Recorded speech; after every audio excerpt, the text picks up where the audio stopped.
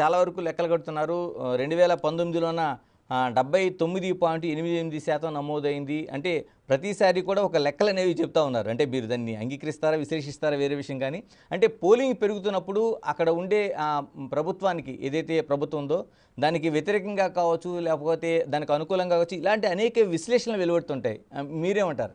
మీరనే నిజము. కానీ మన దేశ ఎన్నికలను స్టడీ చేస్తే పోలింగ్ శాతాన్ని బట్టి ఫలితాన్ని అంచనా వేయడం అనేది సాధ్యం కాదు.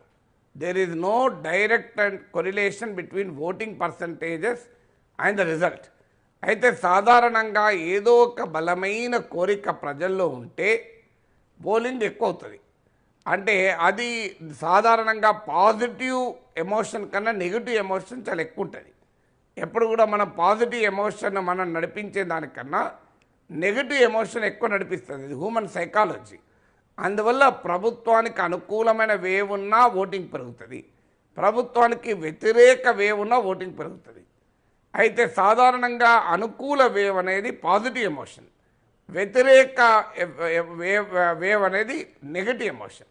నెగిటివ్ ఎమోషన్ ఎక్కువ ఓటింగ్ను డ్రైవ్ చేస్తుంది కనుక సాధారణంగా ఓటింగ్ భారీగా పెరిగితే ప్రభుత్వ వ్యతిరేక ఓటు అనే సిమ్టమ్ ఉండాలి.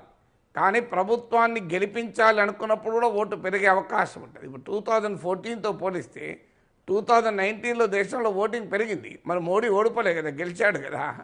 2014తో పోలిస్తే 2019లో ఓటింగ్ పెరిగినా మోడీ గెలిచాడు. అంటే హై ఓటింగ్ పర్సంటేజ్ అది ఎప్పుడు కూడా మోడీ విజయానికి దోహదం చేశాయి. అందువల్ల ఏదో ఒక బలమైన కోరిక ఉంటే ప్రజలు ఓటుకు వస్తారు. సో అందువల్ల అయినా ఇప్పుడు ఆ ట్రెండ్ కూడా మారిపోయింది. ఇప్పుడు డబ్బులు భారీగా పంచుతున్నారు కనుక ప్రతి ఒక్కరు ఓటింగ్కే తెస్తున్నారు. లోపలికి పోయి ఏమేస్తారో తెలియదు కానీ ఓటింగ్కే తెస్తున్నారు. ఎందుకంటే అన్ని పార్టీలు డబ్బులు పంచుతున్నాయి. డబ్బులు తీసుకున్న తర్వాత ఓటు వేయకపోతే అన్ని పార్టీలలో గోడ చేస్తారు. అందువల్ల ఓటింగ్ పర్సంటేజ్ పెరుగుతున్న దానికి మన దేశంలో మన తెలుగు రాష్ట్రాల్లో డబ్బు పంపిణీ కూడా ఒక కారణం.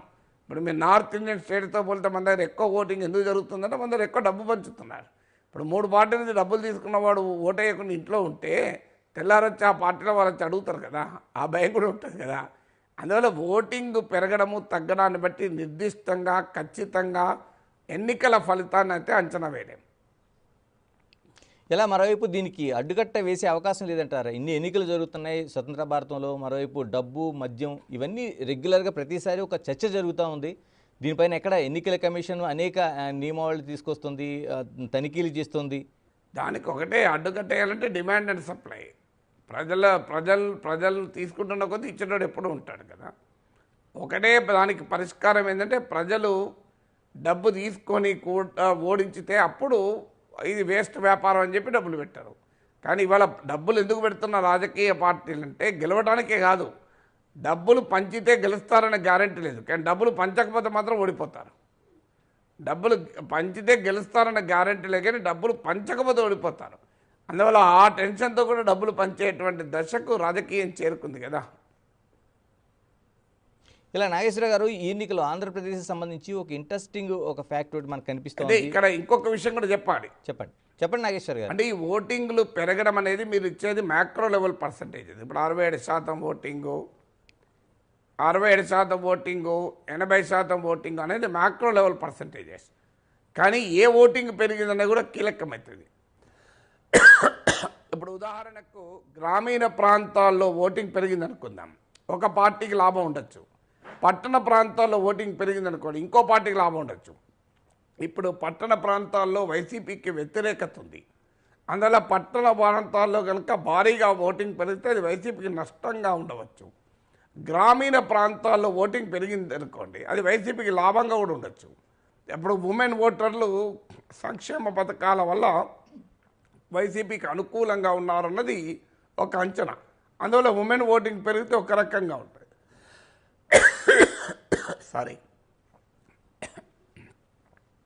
అలాగే యంగ్ ఓటరు ప్రభుత్వానికి వ్యతిరేకంగా ఉన్నాడన్నది ఒక అంచనా. ఏజ్ పెరుగుతున్న కొద్దీ వైసీపీ పట్ల అనుకూలత పెరుగుతోంది సంక్షేమ పథకాల వల్ల. అందువల్ల ఏ వయస్సుకు సంబంధించిన ఓటర్లు ఎక్కువ ఓటు వేశారు అన్నది కూడా పాయింట్ అవుతుంది. అలాగే ఏ ప్రాంతంలో ఎక్కువ ఓట్లు వేశారు, అది రాయలసీమలో ఎక్కువ ఓట్లు వేశారా, కృష్ణా గోదావరి బెల్ట్లో ఎక్కువ ఓట్లు వేశారా, ఇవన్నీ కూడా ఫ్యాక్టర్స్ అవుతాయి కదా. కోరిక ప్రజల్లో ఉంటే పోలింగ్ ఎక్కువ అవుతుంది. అంటే అది సాధారణంగా పాజిటివ్ ఎమోషన్ కన్నా నెగిటివ్ ఎమోషన్ చాలా ఎక్కువ ఉంటుంది. ఎప్పుడు కూడా మనం పాజిటివ్ ఎమోషన్ మనం నడిపించే దానికన్నా నెగిటివ్ ఎమోషన్ ఎక్కువ నడిపిస్తుంది. ఇది హ్యూమన్ సైకాలజీ. అందువల్ల ప్రభుత్వానికి అనుకూలమైన వేవ్ ఉన్నా ఓటింగ్ పెరుగుతుంది, ప్రభుత్వానికి వ్యతిరేక వేవ్ ఉన్నా ఓటింగ్ పెరుగుతుంది. అయితే సాధారణంగా అనుకూల వేవ్ అనేది పాజిటివ్ ఎమోషన్, వ్యతిరేక వేవ్ అనేది నెగటివ్ ఎమోషన్. నెగటివ్ ఎమోషన్ ఎక్కువ ఓటింగ్ను డ్రైవ్ చేస్తుంది కనుక సాధారణంగా ఓటింగ్ భారీగా పెరిగితే ప్రభుత్వ వ్యతిరేక ఓటు అనే సిమ్టమ్ ఉండాలి. కానీ ప్రభుత్వాన్ని గెలిపించాలి అనుకున్నప్పుడు కూడా ఓటు పెరిగే అవకాశం ఉంటుంది. ఇప్పుడు 2014తో పోలిస్తే 2019లో దేశంలో ఓటింగ్ పెరిగింది. మరి మోడీ ఓడిపోలే కదా, గెలిచాడు కదా. 2014తో పోలిస్తే 2019లో ఓటింగ్ పెరిగినా మోడీ గెలిచాడు. అంటే హై ఓటింగ్ పర్సంటేజ్ అది ఎప్పుడు కూడా మోడీ విజయానికి దోహదం చేశాయి. అందువల్ల ఏదో ఒక బలమైన కోరిక ఉంటే ప్రజలు ఓటుకు వస్తారు. సో అందువల్ల అయినా ఇప్పుడు ఆ ట్రెండ్ కూడా మారిపోయింది. ఇప్పుడు డబ్బులు భారీగా పంచుతున్నారు కనుక ప్రతి ఒక్కరు ఓటింగ్కే తెస్తున్నారు. లోపలి పోయి ఏం వేస్తారో తెలియదు కానీ ఓటింగ్కే తెస్తున్నారు. ఎందుకంటే అన్ని పార్టీలు డబ్బులు పంచుతున్నాయి. డబ్బులు తీసుకున్న తర్వాత ఓటేయకపోతే అన్ని పార్టీలలో గోడ చేస్తారు. అందువల్ల ఓటింగ్ పర్సంటేజ్ పెరుగుతున్న దానికి మన దేశంలో మన తెలుగు రాష్ట్రాల్లో డబ్బు పంపిణీ కూడా ఒక కారణం. ఇప్పుడు మీరు నార్త్ ఇండియన్ స్టేట్తో పోలితే మన దగ్గర ఎక్కువ ఓటింగ్ ఎందుకు జరుగుతుందంటే మన దగ్గర ఎక్కువ డబ్బు పంచుతున్నారు. ఇప్పుడు 3 పార్టీల నుంచి డబ్బులు తీసుకున్నవాడు ఓటేయకుండా ఇంట్లో ఉంటే తెల్లారొచ్చి ఆ పార్టీలో వాళ్ళు వచ్చి అడుగుతారు కదా, ఆ భయం కూడా ఉంటుంది కదా. అందువల్ల ఓటింగ్ పెరగడము తగ్గడాన్ని బట్టి నిర్దిష్టంగా ఖచ్చితంగా ఎన్నికల ఫలితాన్ని అయితే అంచనా వేయలేం. ఇలా మరోవైపు దీనికి అడ్డుకట్ట వేసే అవకాశం లేదంటారా? ఇన్ని ఎన్నికలు జరుగుతున్నాయి స్వతంత్ర భారతంలో, మరోవైపు డబ్బు, మద్యం ఇవన్నీ రెగ్యులర్గా ప్రతిసారి ఒక చర్చ జరుగుతూ ఉంది. దీనిపైన ఎక్కడ ఎన్నికల కమిషన్ అనేక నియమావళి తీసుకొస్తుంది, తనిఖీలు చేస్తుంది. దానికి ఒకటే అడ్డుకట్టేయాలంటే డిమాండ్ అండ్ సప్లై. ప్రజలు తీసుకుంటున్న కొద్దీ ఇచ్చేటోడు ఎప్పుడూ ఉంటాడు కదా. ఒకటే దానికి పరిష్కారం ఏంటంటే ప్రజలు డబ్బు తీసుకొని కూడా ఓడించితే అప్పుడు ఇది వేస్ట్ వ్యాపారం అని చెప్పి డబ్బులు పెట్టారు.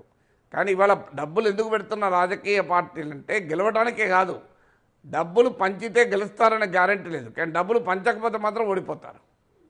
డబ్బులు పంచితే గెలుస్తారన్న గ్యారెంటీ లేదు, కానీ డబ్బులు పంచకపోతే ఓడిపోతారు. అందువల్ల ఆ టెన్షన్తో కూడా డబ్బులు పంచేటువంటి దశకు రాజకీయం చేరుకుంది కదా.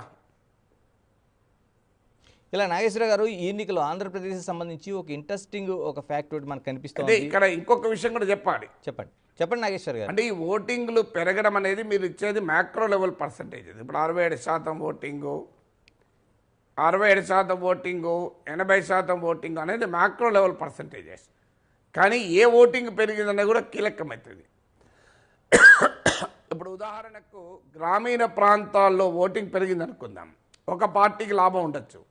పట్టణ ప్రాంతాల్లో ఓటింగ్ పెరిగింది అనుకోండి, ఇంకో పార్టీకి లాభం ఉండొచ్చు. ఇప్పుడు పట్టణ ప్రాంతాల్లో వైసీపీకి వ్యతిరేకత ఉంది. అందువల్ల పట్టణ ప్రాంతాల్లో కనుక భారీగా ఓటింగ్ పెరిగితే అది వైసీపీకి నష్టంగా ఉండవచ్చు. గ్రామీణ ప్రాంతాల్లో ఓటింగ్ పెరిగింది అనుకోండి, అది వైసీపీకి లాభంగా కూడా ఉండొచ్చు. ఇప్పుడు ఉమెన్ ఓటర్లు సంక్షేమ పథకాల వల్ల వైసీపీకి అనుకూలంగా ఉన్నారన్నది ఒక అంచనా.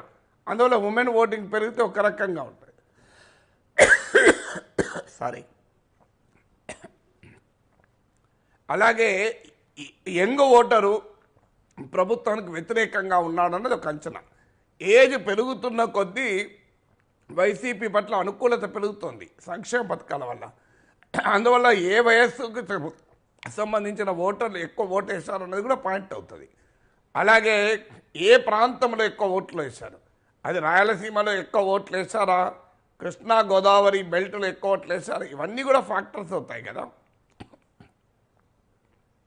ఇలాగ మరోవైపు అదే మీరు చెప్తున్న దాంట్లోకి నేను వస్తున్నాను. దాదాపుగా ఇప్పుడు మనకి ఈ వివరాలు తీసుకుంటే చిత్తూరు జిల్లాలోన అంటే అర్బన్ ప్రాంతంలో దాదాపు